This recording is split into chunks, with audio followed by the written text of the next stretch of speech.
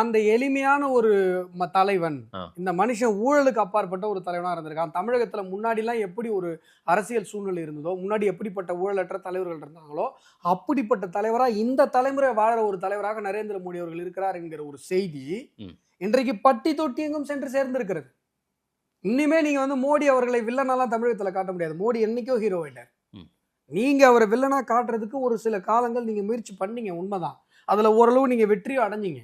ஆனா இன்றைக்கு நரேந்திர மோடி அவர்களுடைய திட்டத்தினுடைய பயனாளிகளாக தமிழகத்தில் இருக்கிற 8 கோடி பேர் இருக்காங்க.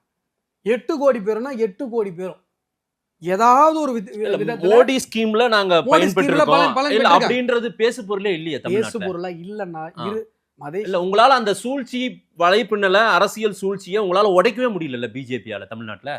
அதாவது மாதேஷ், நான் சொல்றது புரிஞ்சுக்கோங்க. உடைக்க முடியாம நாங்க 12% ஓட்டு வாங்கியிருக்க முடியாது மாதேஷ். எங்க கூட்டணி 18% ஓட்டு உடைக்க முடியாம வாங்கியிருக்க முடியாது.